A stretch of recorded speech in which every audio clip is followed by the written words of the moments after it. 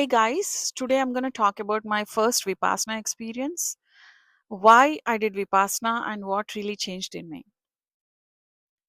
I first heard about Vipassana 6 years ago. Someone at work told me about it, and I searched it up.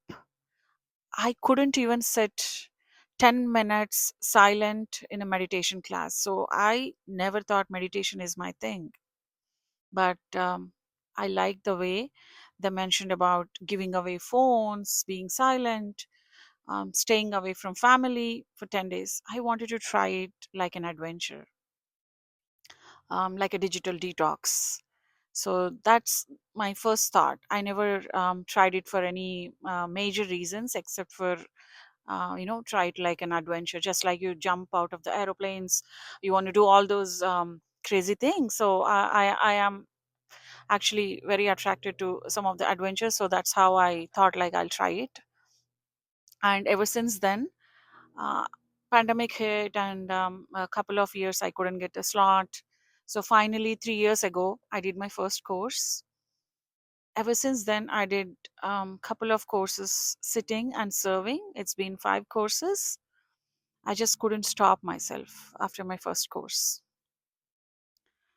and that's how I did my first course. And then what were my biggest fears before going? So I think in this era we are so much connected. Like my parents are back home in India, but like I talk to them every day, and no matter what, where which vacation we go, we are constantly know about our family, our friends. What's going on, if there is any emergency, if anyone needs us, like even at work, we are constantly connected, though we are disconnected. So my biggest fears were like, what if something happens to my parents back home? What if something happens to kids and if they need me? What if there is an emergency at work, something like an issue or a production issue, and if I needed to be there, my phone is my phone will be taken by the course volunteers. So what if I won't be able to, help them? Like, what if they can't reach out to me? So that was my biggest fear. And the second fear was, what if I can't sit in meditation for so long? What if I feel like giving up? Things like those. But what kept me going? So I just told one thing to myself, like, they will have the course, people will take my husband's number, and my husband will have the course volunteers numbers. So if there is any emergency at home, my husband can call them, and they are very prompt in checking the phone calls and voice messages, and help me go home if there is a really really pressing issue. And same thing, like other way, like if I'm sick, if something happens to me, the course people will call my husband and ask, and let him know, if it is serious enough to take me home. So the communication was there. It's just I won't be part of it, but uh, we can give our partner, or like parent, or some important person's contact to course people, and course people number we can give it to our same, like spouse or friend or whoever is concerned. So that was clear. And about work, I, for the first time in my life, I thought I wouldn't worry about it. I mean, um, end of the day, I was not a doctor, I'm not saving lives. It's okay. For the first time, I want to just forget it and go and sit in the course. And the third thing I told to myself was, it it's gonna be tough. It's gonna be tough. I'm gonna have to be there 10 days no matter what.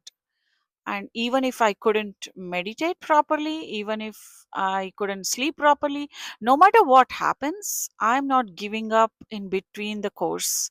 That was a determination I had, not to quit, before 10 days. So I think I have set my expectation low. Maybe if I have told to myself that okay, I have to do my meditation properly. I have to you know get all the information right. I have to be there 10 days. I have to stay away from family and work for 10 days. If I have to put all those pressures on my head, then maybe I would have given up. I just told to myself only one thing.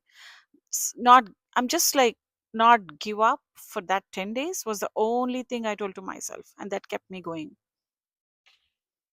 And what shocked me, first 1 to 3 days. So first 1 to 3 days were really tough. Many people ask me, many people actually ask me, how can you sit to meditate? I can't even meditate for 5 minutes. How can you eat certain food for 10 days? I need my protein, I need this, I need that. How can you stay there for 10 days without reading, writing, exercising, or any of that stuff? Okay, honestly, all of that is easy. The toughest thing for for first 3 days was sitting on the ground. They give the cushion, but still sitting on the ground is something I'm not used to it. So my legs were hurting so badly. And on second or third day, I asked for back support. Even then, it was tough. Eventually, we'll get used to it, but first 3 days, it's gonna be tough. Sitting down when your legs hurt was the toughest thing I have faced. And what made it bearable? So the biggest thing I liked from day one was discourses. Every day, 7 p.m. to 8 p.m., we'll have Goenkaji's evening discourses, where we get all the questions answered, about technique, about some Buddha's teachings. And those were not like a speeches, very they are like, they have humor, they have like real time examples. It was good pretty good. I mean, I really enjoy them. Even today, like after 5 courses, I mean, I can hear them again and again, and I don't get bored. So those courses kept me going. And second thing was, we don't get dinner there, so it's only fruits. So but after a few days, you start feeling lighter on your stomach. So it's good. I mean, you get to take nature walks. You just think like, it's, you don't need all those luxuries in life. This simple life is pretty easy, pretty comfortable. And that kept me going. After a few days, that simplicity actually kept me going. And actually, on day 4, something shifted in me. First 3 days was tough, but on day 4, nothing miracle, but something little shifted in me that also kept me going until 10 days. How I felt when I came home after first course. I felt peaceful. Um, Ideally, I shouldn't share. I mean, many people don't prefer to share their experience because it might conflict with your experience. But just sharing like a generic idea. Every time you do course, for every course and for every person, it's different experience. So let's say I did 5 courses, and my 5 courses are totally different from every time.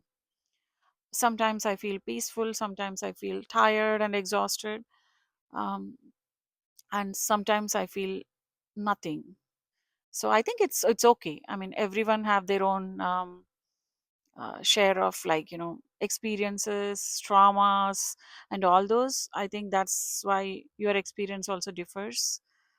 um, but after my first course, I felt peaceful, and I just couldn't stop myself ever since then.